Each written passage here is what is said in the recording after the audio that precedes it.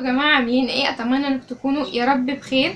النهارده جايه اتكلم معاكم على حاجه انا فاكراها جدا ولسه لحد دلوقتي كل ما افكر فيها احس ان لسه بيجيلي الشعور اللي كنت حاساه ساعتها.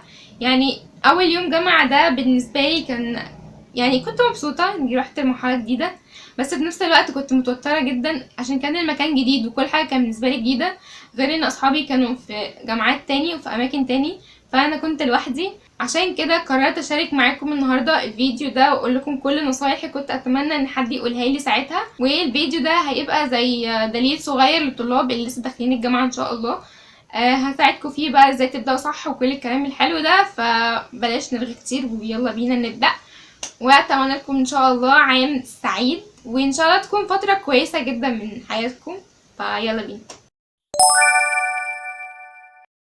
خليني الاول اوضح لك الفرق بين الجامعه وبين المدرسه. في المدرسه كنا متعودين ان المدرس بتاعنا دايما بيتابع معانا كل حاجه خطوه بخطوه، الواجبات والشتات والحاجات اللي شبه كده، وحتى الاهالي كانوا دايما بيتابعوا معانا. في الجامعه الموضوع مختلف تماما، يعني مش هتلاقي حد بيسالك ذاكرت النهارده ولا لا، رحت اصلا الجامعه ولا لا. هو بيبقى ليك حريه بس في نفس الوقت عندك مسؤوليه كبيره جدا. يعني لو رحت وحضرت المحاضرات وحضرت السكاشن هتفهم، ولو ما رحتش مش هتلاقي حد بيجري وراك. بص، هو انت هتنبسط، يعني انا واثقه من كده، ودي ان شاء الله تبقى مرحله كويسه، فانا مش بديك طاقه سلبيه ولا حاجه، انا بس بفهمك تمام. بس انا واثقه ان انت هتنبسط جدا ان شاء الله. تاني نقطه محتاجين نتكلم فيها وهي تنظيم الوقت. دي بتفرق في نجاح اي طالب في الجامعه. يعني هتلاقي عندك وقت فاضي بين المحاضرات، وساعات بتوصل لايام، يعني انت ممكن الجامعه ما بتنزلهاش كل يوم، فده بيديك انطباع ان لسه السنه طويله وان انت لسه تقدر تذاكر بعدين. وصدقني فجاه تلاقي الامتحانات طبت عليك وانت ملحقتش تذاكر. فاللي انا عايزاه اقوله لك انك تذاكر اول باول. طبعا مش هندي نفس المجهود اللي كنا بنحطه في ثانوي، بس هيبقى مجهود اقل شويه، بس اسمها ايه، انت ذاكرت من اول السنه على الاقل ولميت اي حاجه، عشان لما تيجي الامتحانات ما تبقاش مزنوق انك تذاكر كل الكميه دي في الوقت القليل ده. ماشي. تالت حاجه محتاجه اقولها لعزيزي الطالب الجامعي الشطور اللي ان شاء الله السنه بتاعته هتبقى كويسه: ما تسمعش كلام الشخص هيقولك المحاضرات مش مهمه وان احنا نروح مثلا نفضل قاعدين حاطين ايدينا على خدنا وقاعدين بنسمع بس. لا، انت محتاج تحضر المحاضرات وتدون الملاحظات. جمله عظيمه. احضر المحاضرات وادون الملاحظات اللي بتتقال في المحاضره.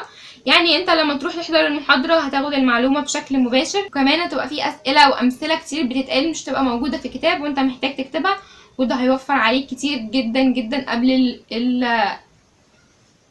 حاسه مش قادره اطلع كلمه قبل الامتحانات. فما تسمعش ان الشخص اللي يقولك انت مش لازم تحضر كتير، مش لازم تحضر طول الاسبوع، انت بس محتاج تنزل واحضر محاضراتك ودون ملاحظاتك.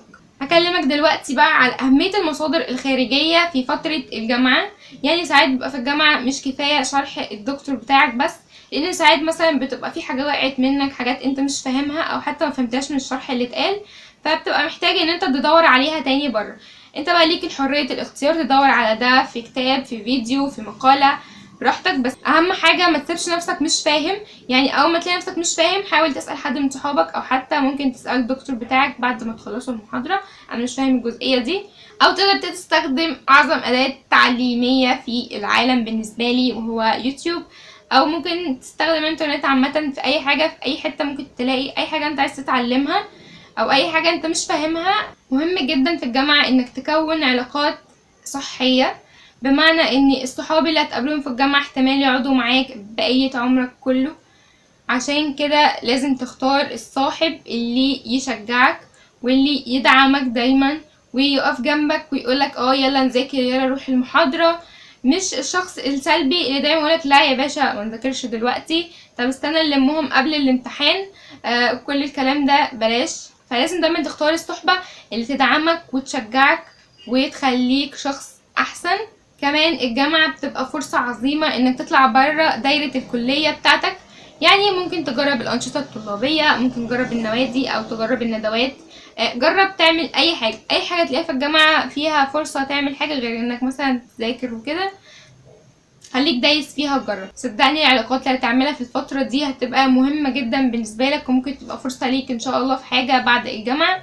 فخلي بالك إن أنت تروح الجامعة وتصاحب ناس كويسة وتجرب حاجات كتير جديدة. وحابة اكلمك في النقطة الاخيرة والمهمة بالنسبة لي، وهي انك حاول دايما تستمتع بالرحلة. اي حاجة تبدأها، اي حاجة تعملها، اي حاجة تيجي في حياتك كده، حاول دايما تستمتع بيها.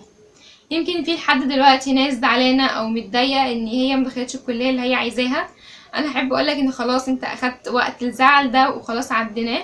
المفروض دلوقتي ان انت بتستعد للجامعة حتى لو مش هي دي اللي انت عايزها. صدقني والله ترتيبات ربنا دايما بتبقى احسن بكتير من اللي انت عايزه، واكيد ده الخير ليك.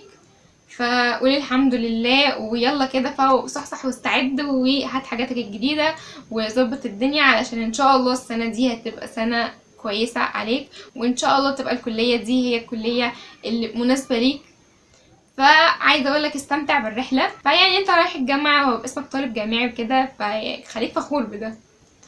فبجد بتمنى لك سنة سعيدة، وحاول دايما تستمتع بالرحلة. يعني عارفة السنة هتبقى ساعات مضغوطة قبل الامتحانات دي أكيد، وأكيد في هتلاقي أوقات مش عايز تروح، وأوقات تعبت وأوقات زهقت وأوقات بتفكر لسه في الكلية اللي انت كنت نفسك فيها ومرحتهاش.